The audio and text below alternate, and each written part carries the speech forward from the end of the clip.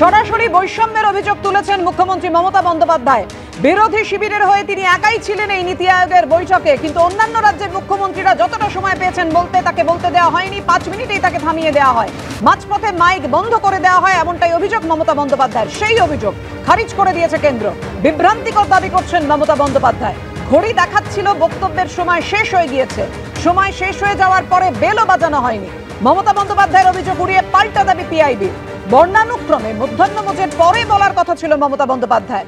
আগে ফেরার জন্য রাজ্যের অনুরোধে 7 নম্বর বক্তা করা হয়েছিল মুখ্যমন্ত্রীকে। মমতা বন্দ্যোপাধ্যায়ের অভিযোগ উড়িয়ে পাল্টা দাবি কেন্দ্রের, এমনই সূত্রের খবর। মুখ্যমন্ত্রী মমতা বন্দ্যোপাধ্যায় বলছেন যে অন্ধ্রপ্রদেশ, আসাম, ছত্তিশগড়ের মুখ্যমন্ত্রীদের কথা বলতে অনেক সময় দেওয়া হয়েছিল। বাংলাকে বঞ্চনা করা হয়েছে, এই নিয়ে সরব হয়েছিলাম, আরো কিছু বলতে চেয়েছিলাম, কিন্তু মাইক বন্ধ করে দেওয়া হয়েছে।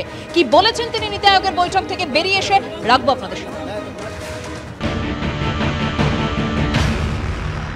मैं मीटिंग बैकअप करके आई इसी के लिए कि जब चंद्रबाबू नायडू जी ने बोला उसको 20 मिनट बोलने दिया। असम का चीफ मिनिस्टर बोला, मैंने देखा गोवा का चीफ मिनिस्टर बोला, मैंने देखा छत्तीसगढ़ का चीफ मिनिस्टर बोला, वो लोगों के 10 मिनट 12 मिनट बोलने दिया। मेरे को बोलने का 5 मिनट होने का नाते स्टॉप कर दिया। I said this is unfair. Only one from opposition side, only I am presenting here. I am attending this meeting because of the greater interest that we know that cooperative federalism should be strong, strengthened. You are political bias, you are not giving the proper attention to different states. Even budget also, this political bias budget. You give special attention to some state, I don't have any problem. But why don't you, आपने क्यों discriminate किया है? मैंने बोला इसको आपको review करना चाहिए। उसका मतलब मैंने बोला देखिए मैं हर स्टेट के लिए बोल रहा हूँ। जब आप तो डायरेक्शन देता है, काम तो हम करते हैं। एक प्लानिंग कमीशन का जो हम काम करते थे उसको प्लानिंग करता था स्टेट के लिए। ये नीति आयोग को तो कोई फाइनेंशियल पावर नहीं है, वो कैसे करेंगे? उसको फाइनेंशियल पावर दीजिए, नहीं तो प्लानिंग कमीशन को वापस ले आइए। गलत बात है कि इस तरह से मुख्यमंत्रियों के माइक बंद कर दिया जाए, मुख्यमंत्रियों की बात न सुनी जाए। हम भी योजना मंत्री रहे हैं, योजना आयोग देखा है, हर मुख्यमंत्री की बात सुनी जाती, विपक्ष के मुख्यमंत्रियों की विशेष रूप से बात सुनी जाती, उनकी समस्याएं अगर वो नहीं जो है सुना रहे हैं, वो सुनना चाह रही सरकार, तो गलत है। नीति आयोग को इस बात पर ध्यान देना चाहिए। तो ममता बनर्जी के साथ जो किया है उचित नहीं है। দিদি কি বলতে গিয়েছিলেন?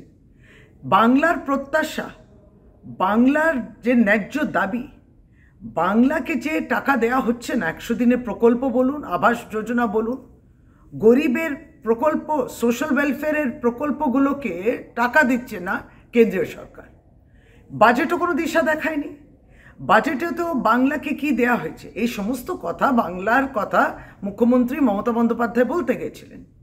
ভালো লাগেনি কেন্দ্রীয় সরকার এবং যারা নীতি আয়োগের সদস্যরা রয়েছেন, মাইক বন্ধ করে দেওয়া হলো। অত্যন্ত দুর্ভাগ্যজনক, কারণ কোঅপারেটিভ ফেডারেলিজম যেটা বলে, নীতি আয়োগও সেটা নাকি সমন্বয় রাখে বিভিন্ন রাজ্যের মধ্যে। রাজনৈতিক চশমা দিয়ে নয়, উন্নয়নের চশমা দিয়ে দেখার কথা নীতি আয়োগে, কিন্তু যেখানে রাজনৈতিক চশমা দিয়ে দেখলো, সেখানে বিজেপি সরকারের মুখ্যমন্ত্রীর বক্তব্যটা অসম্পূর্ণ থেকে গেল। মমতা বন্দ্যোপাধ্যায় প্রতিবাদ জানিয়ে বেরিয়ে এলেন। আমরা বলি এটা অত্যন্ত দুর্ভাগ্যর ঘটনা এবং নিশ্চয়ই আমরা প্রতিবাদ জানাই।